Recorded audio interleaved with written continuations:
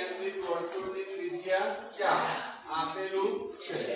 આ વર્તુળની બહારના બિંદુ A માંથી વર્તુળને એવા સ્પર્શકો દોરો કે જેથી તેમના વચ્ચેના ખૂણાનું માપ 60 થાય। બરોબર? એટલે પહેલું આપણે શું કરીશું? કેન્દ્રિત વર્તુળ દોરવાનું છે। જેની ત્રિજ્યા કેટલી છે? 4 સેમી।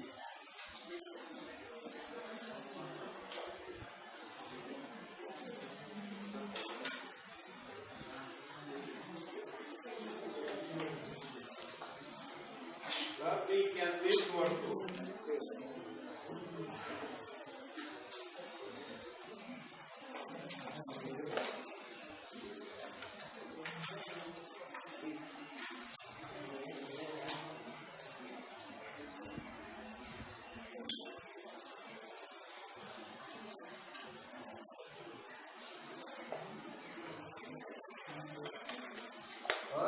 ત્રિજ્યા કેટલી રાખીએ આપણે?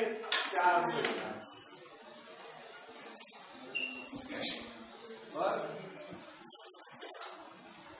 એક કિરણ દૂર ગઈ જે વર્તુળને શું કરે છે? છેદે છે। બસ કિરણ થી દોરીશ px શું દોરીશ? હવે શું કરીશું? હવે 60 નો પૂરક કોણ કેટલો થાય? 120 થાય। કેટલો થાય? 120 અંશનો ખૂણો દોરીશ। કેટલા અંશનો? 120 અંશનો ખૂણો દોરવા માટે કેટલા ચાપની જરૂર પડે? 3। કેટલા? 3 એકરૂપ ચાપ પાડવા પડે। એકવાર કેન્દ્ર રાખ્યું મેં P ને નીચેની સાઈડ 120 અંશનો ખૂણો દોરું છું। આ પહેલો ચાપ જે છેદે ત્યાંથી બીજો અને જે છેદે ત્યાંથી ત્રીજો। ખ્યાલ આવી ગયો? 3 ચાપ મારવાના છે 120 અંશનો ખૂણો દોરવા। ત્યાર પછી ફરી બીજું એક કિરણ દોર દઈશું।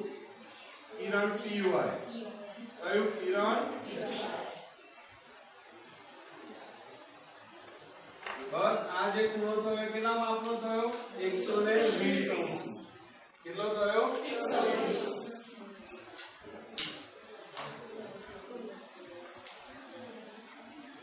અહીં આગળ નામ આપી દઈશ કિરણ px વર્તુળને જે છે તે અહીં શું નામ આપી દઉં છું? q। અને અહીં જે છે તે શું નામ આપું છું? r। શું આપું છું? r।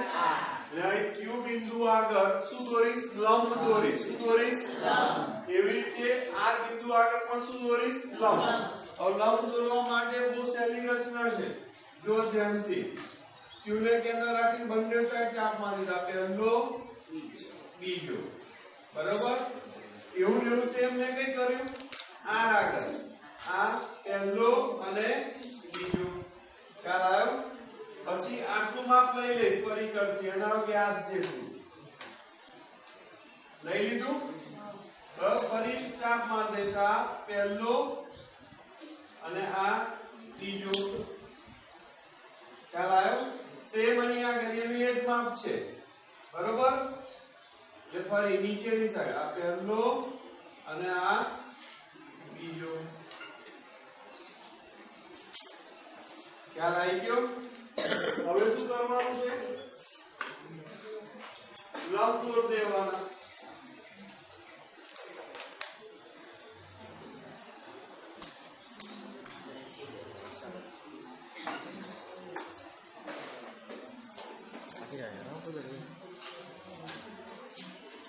અહીં શું નામ આપી દઈશ? x। શું આપી દઈશ? નહીં આગળથી લંબ દોરે છે।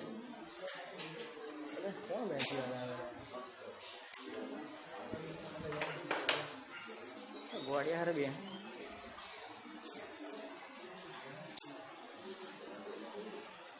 અહીં નામ આપી દઈશ t।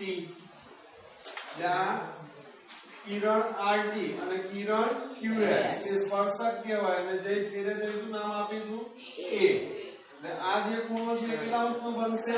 60 અંશનો ખૂણો। એટલે આ રીતે આપણા બે સ્પર્શક તૈયાર થઈ ગયા, કિરણ QS અને કિરણ RT। બરોબર? હવે શું લખવાના? રચનાના મુદ્દા।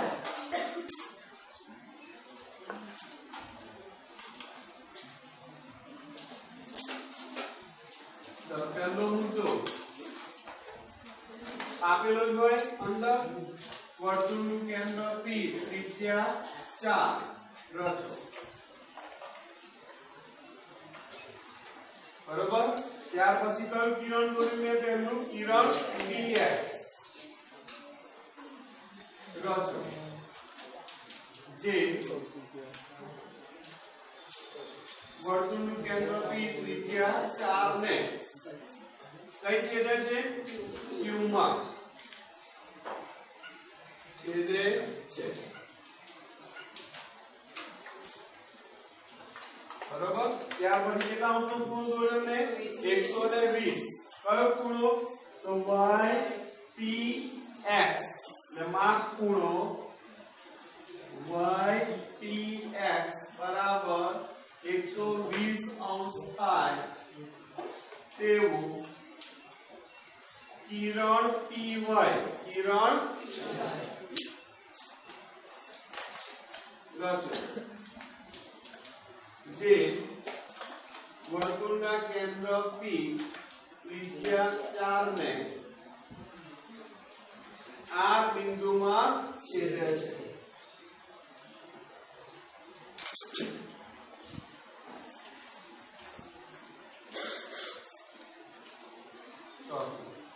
પછી શું કર્યું કે કિરણ px ને q માંથી કયા બિંદુમાંથી બરાબર લંબ કિરણ શું દોર્યું qs કયું બરાબર કિરણ px ને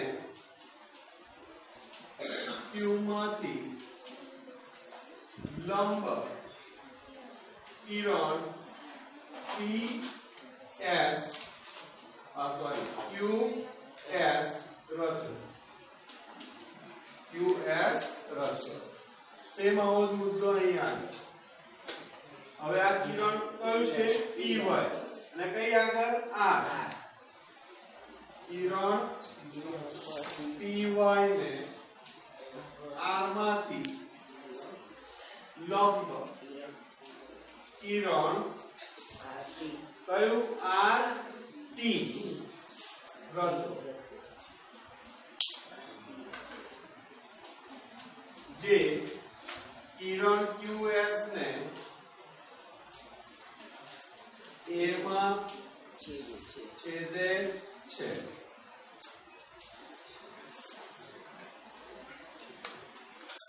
આમ કિરણ qs એટલે કે રેખા qs લખીશું આપણે શું લખીશું રેખા અને રેખા rt એ માગે સ્પર્શકો છે